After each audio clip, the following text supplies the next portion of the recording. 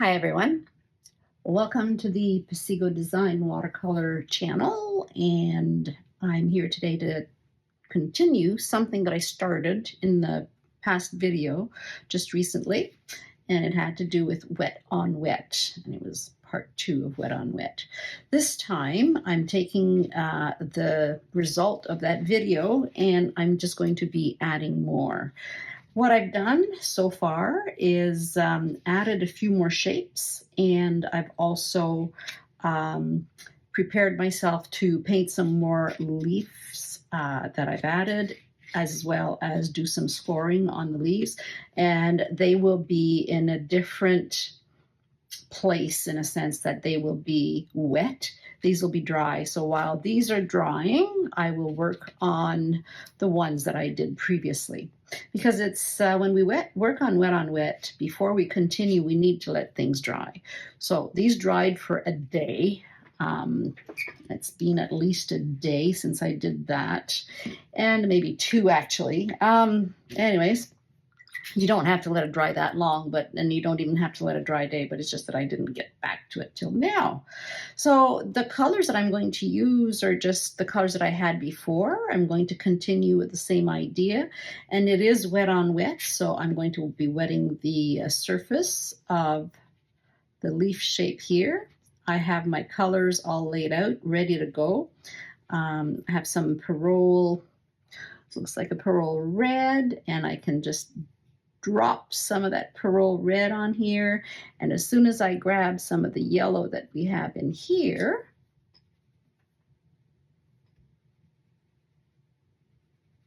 then the 2 colors will mix and we will get some interesting effect.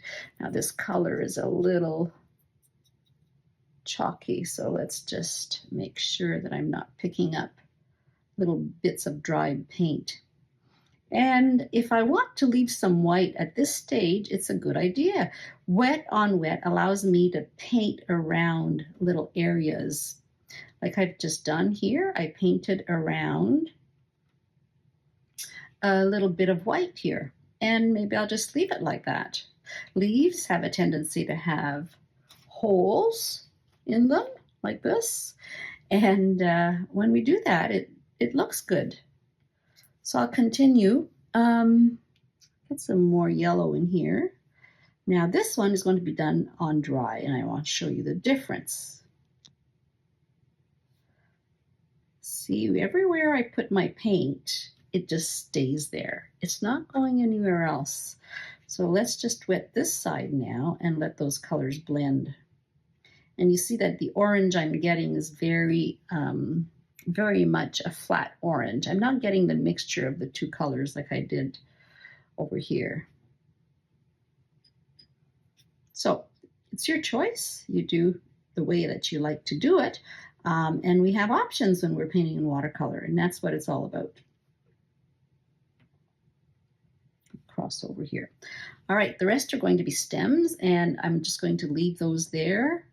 Let them dry, add maybe a little bit more of that red in here so we get more of the, this is very, very wet pigment. And if I want the colors to be a little brighter when I see the results, I have to put more pure pigment in here. So you see, as I drop in, this was still wet, so as I drop in some of those colors in here, you'll see that they're brighter now. Okay, so let's go here. Before we continue, I wanted to show you how I did these lines. I have 2 ways that I can do that. This is just a skewer that you can use in cooking. This one is called Fiskars, and it is also very useful. It's a scoring tool, and when you draw a line in the wet area here, it will make a little groove in the paper, and it's not a bad thing. It doesn't matter. And what it does is it'll dry that way, and when you see it after it's dry, it will have the water, the colored water will have settled into the grooves, and you'll actually see the lines better. So I'll do a couple here. Like I said, we don't see them too much where it's very puddly. This is a very puddly area that I could lift a little bit of the excess water.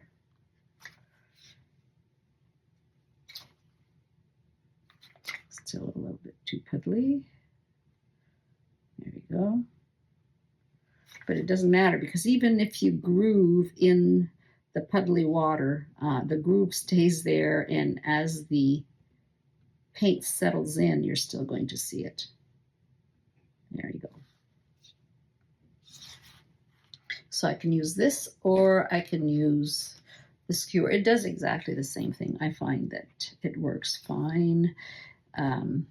If you have something on the tip already that you use it for something else before, then that might come out onto the paper. So be careful about that. I think I used some masking tape on this one previously, so there's a little bit of leftover from that. Okay. Now, these shapes, what do I want to do here? So I'm going to stick to the reds and the yellows, but what I want to do is make them a little bit deeper. So I'm going to take some of my Prussian and I'll mix it with the yellow and the red. I'm mixing this is called a glaze. It's very, very light. My testing paper on the side, very light. Might want to go just a little bit more than that. So if I want to darken that up or brighten that up, I need more paint. Okay. More yellow with the red to give me the orange. And then let's just take a look at what this is. A little brighter. And then now I'll grab some of that blue. And you see how that turns to like a burnt orange. It's a little bit more, actually it's getting a little browner. So if I want it to be a little bit more orangey, let's get some of that yellow in here. Yeah.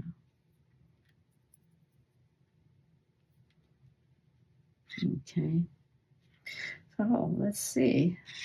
So over here, I had started in the previous video. What I have to be careful about here now is that this is wet and I don't want to disturb that. So let's get a little bit of water off of here. Now I'm painting on dry, and I'm going to go right up to the edge of the vein. So let's do 2 of these. And then you'll see what happens here.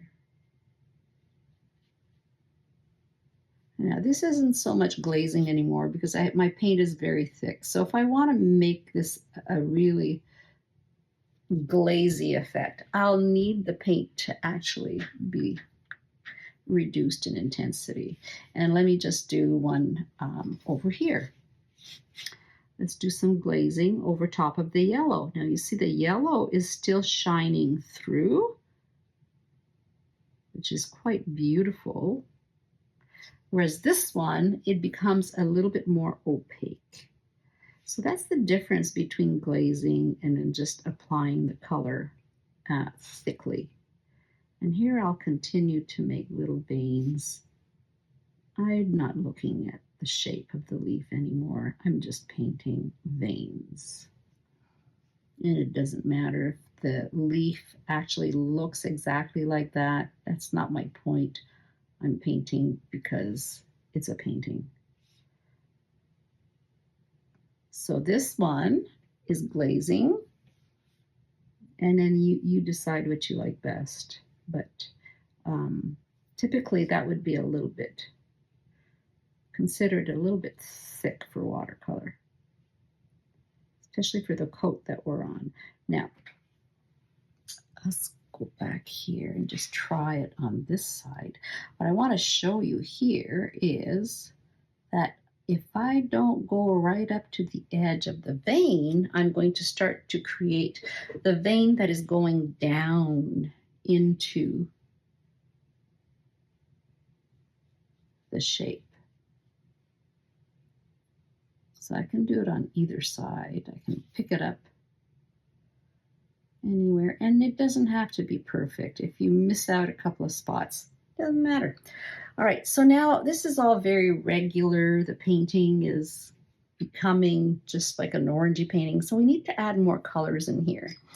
And here I might decide that I want to change it to a brighter color.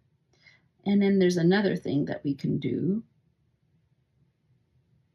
We can leave little bits of, it's not white anymore, but the little bits of color like this, that works too. Right? And to make it, to just maybe make this even more interesting, let's just take a little bit of the blue and add it just on the edge.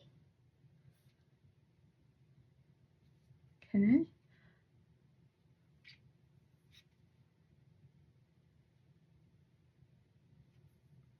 Let's put more water in here. It's going to dry lighter, so that's fine.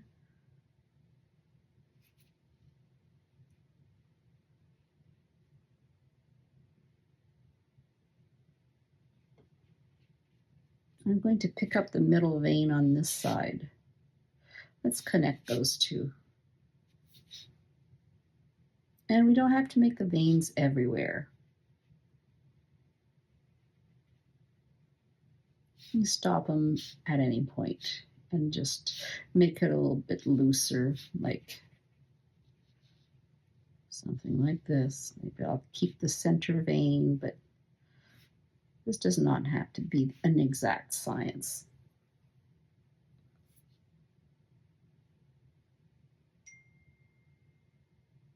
Let's do one over here. So I didn't really get any on this part. That's fine. Maybe I want one all the way down to here.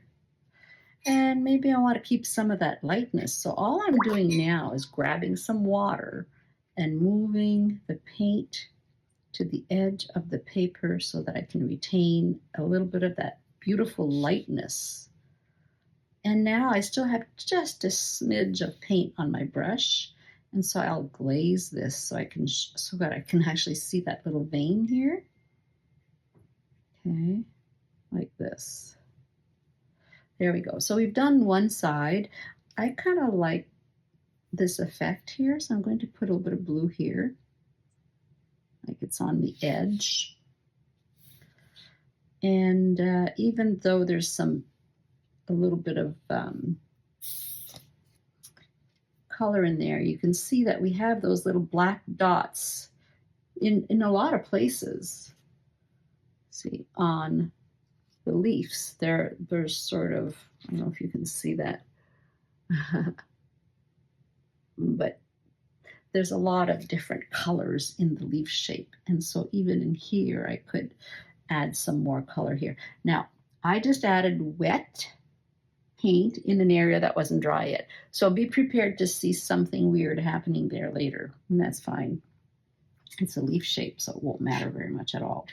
Now I'm going to finish this part over here, and then we will, then I'll just continue the rest on my own, and then we'll take a look at the results. So this is pretty much just glazing because I really do see that yellow showing through. And change up your colors. Just try to have a variety of different colors on the leaves because they really are quite different, right? They do come in a lot of different colors and different variations of the same color and on, right? Beautiful. Now let's just touch that there, and that's fine. And I'll finish this one off here.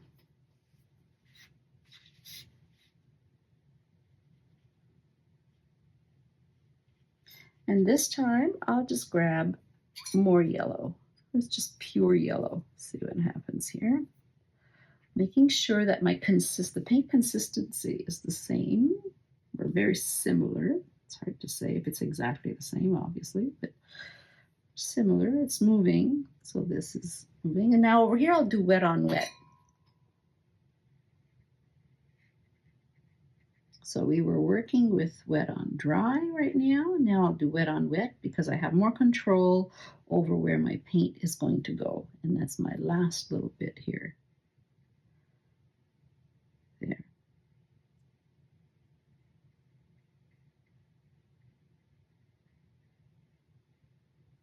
Okay, so this first one is pretty much done. I might add more color afterwards. We'll see how it dries.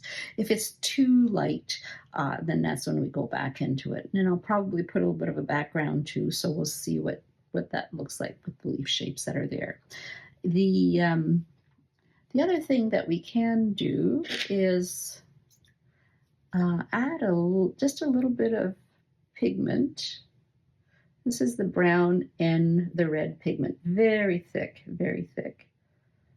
Grab a little bit of yellow just to make it a little bit orangier.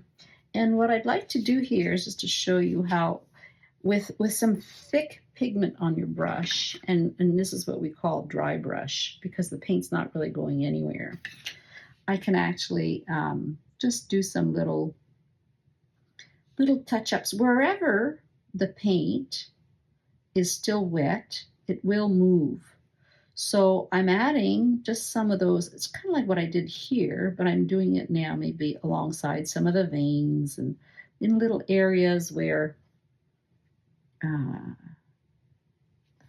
around the shape. And then I know it's wet, so it's okay. Like it's going to do its own thing, and that's fine.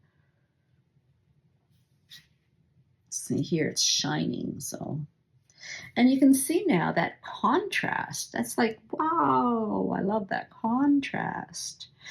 I'm going to want to put some in here, but it's getting a little too dry now. And I might decide afterwards to go ahead and just do a little bit more in here with that color. Now, that's not too bad there. And it's still a bit wet because it's moving, so I might be lucky to get a few more strokes in here. That one's not moving, and it is wet. Okay, so when it's dry paint like this, when it's on wet, somewhat wet, but dry paint, it doesn't go as far. It's contained in a small area. And you can see that where I've done this, right? I haven't gone too far with it. Now my little stem here, we can just maybe add a little bit at the bottom. And then, okay, so let's just leave it for now. We'll come back and look at it later. This is still a bit wet there. We'll come back and look at it after I've continued to do this, and stay tuned. Thanks for watching.